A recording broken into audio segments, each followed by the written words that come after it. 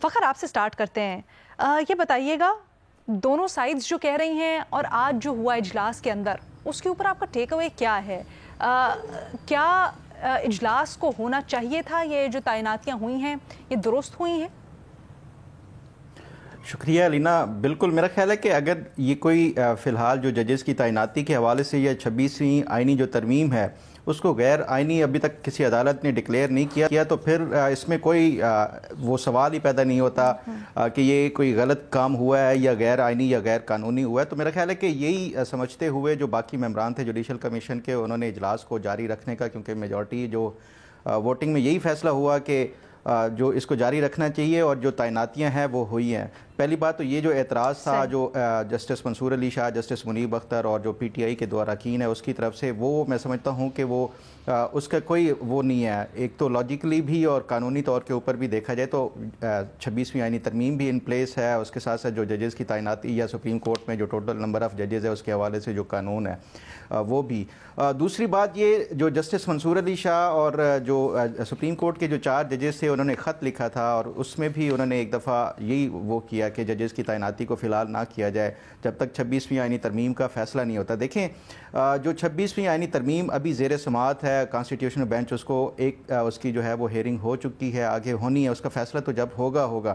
لیکن یہ جو ججز کی اپنے طور کے اوپر بھی جو ایک سلیکٹیو میں سمجھتا ہوں کہ یہ 26ویں آئینی ترمیم کے تحت جو ہائی کورٹ کے ججز کی جو تعیناتیاں ہوئی ہیں اس میں ان ججز نے جو خط لکھ رہے ہیں انہوں نے نہ صرف یہ کہ پارٹیسپیٹ کیا بلکہ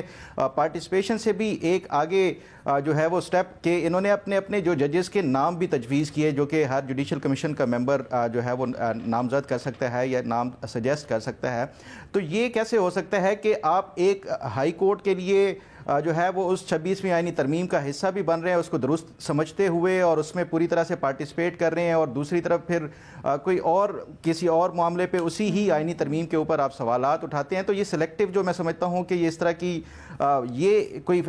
ایک اچھا میں نہیں سمجھتا کہ یہ کوئی فیصلہ ہے جو خاص طور کے اوپر جو خط لکھنے والے وہ ججز کی طرف سے. اور جہاں تک بات ہے کہ جو وکلاء کی طرف سے احتجاج ہوا اس میں کوئی شک نہیں کہ یہ شروع دن سے ہی نظر آ رہا تھا کہ ایک تو جو وکلاء ہیں وہ ڈیوائیڈڈ ہیں ان کی باڈیز کے حوالے سے, خاص طور پہ جو بڑی باڈیز ہیں سپریم کورٹ بار ایسوسی ایشن ہو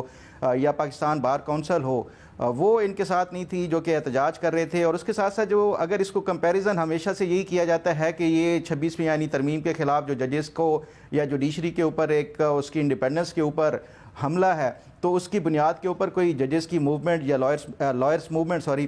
وہ ہو سکتی ہے جیسے 2007 میں ہوئی تھی. تو یہ پاسبل اس لیے نظر نہیں آ رہا کہ جو 2007 کی لائرس موومنٹ تھی اس میں نہ صرف یہ کہ صرف وکلاء تھے, پھر اس کے ساتھ ساتھ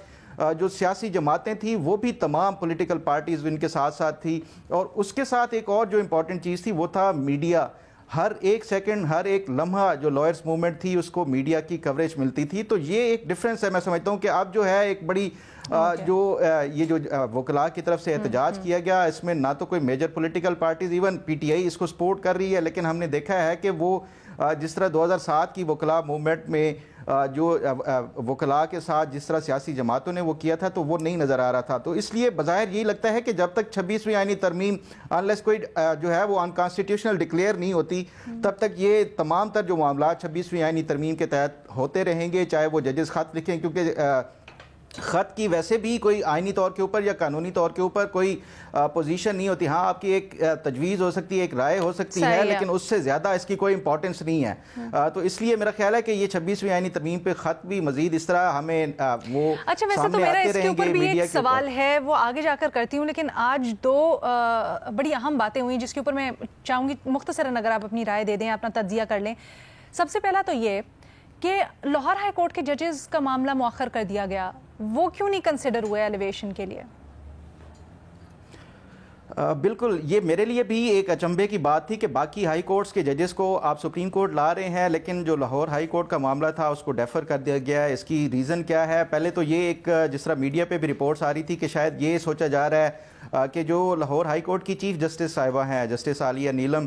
شاید ان کو ادھر ہی رہنے دیا جائے اور جو باقی جو سینیورٹی میں جو ججز کی وہ ہے اس میں سے کوئی 2 ججز یہاں پہ سپریم کورٹ میں لائے جا سکیں. اسی طرح یہ جو میری کچھ اطلاعات یا میری اپنی ایک اسیسمنٹ پوائنٹ ہے کہ شاید جس طرح اب ججز کی اسکروٹنی بھی کی جا سکتی ہے جو جتنی بھی ایلیویشن سے پہلے ہو،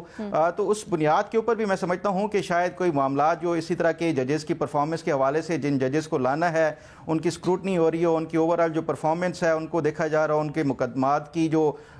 ٹوٹل رپورٹڈ ججمنٹس کتنی ہے، یہ تمام تا جو اسکروٹنی کا شاید وہ پرپز ہو سکتا ہے جس کی بنیاد کے اوپر اس کو ڈیفر کیا گیا ہو۔ اچھا، اور یہ جو ایکٹنگ جج ہم نے دیکھے آج ایک تعینات کیے گئے ہیں میاں گل حسن اورنگزیب صاحب، یہ آپ کو کیا لگتا ہے ایکٹنگ جج تعینات کرنے کی کیوں ضرورت پیش آئی جب ابھی 9 آسامیاں تھیں اور ان میں سے 9 پوزیشنز میں سے 6 ججز ہوئے، 3 خالی تھیں، پھر ایکٹنگ جج کیوں؟ بالکل علینا، یہ میرے لیے بھی جس طرح آپ نے شروع میں انٹرو میں بھی کہا کہ ایک وائلڈ کارڈ جو ہے انٹری ہے، یہ میرے لیے خود بھی ایک بڑا ایک حیرت کا باعث تھا، کیونکہ دیکھیں جو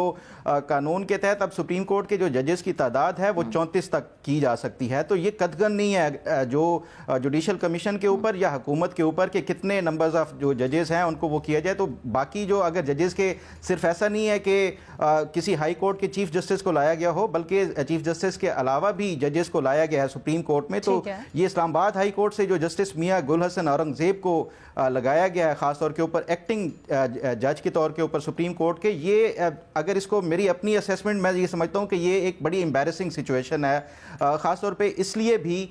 کہ دیکھیں آپ نہ اس ٹائم جو ہائی کورٹ کے وہ ایک پرماننٹ اس کے ہوں گے اور نہ ہی سپریم کورٹ میں، اور ہر ٹائم جو پرفارمنس کے حوالے سے اور اس حوالے سے کہ آپ کو پرماننٹ کیا جاتا ہے سپریم کورٹ میں یا نہیں، یا ایون اگر آپ پرفارم اس طرح نہیں کرتے اپ ٹو دی ایکسپیکٹیشن، پھر یہی ہو سکتا ہے کہ آپ کو واپس اسلام آباد ہائی کورٹ واپس بھیجا جائے، تو یہ ایک جج کے لیے بھی بڑا ایک وہ ہوگا کہ آپ سپریم کورٹ سے واپس ہائی کورٹ آ گئے ہیں، تو یہ ایک بڑا ایک عجیب میسج، میں تو یہ سمجھتا ہوں کہ یہ ایک بڑا ایک عجیب سا میسج دیا گیا ہے،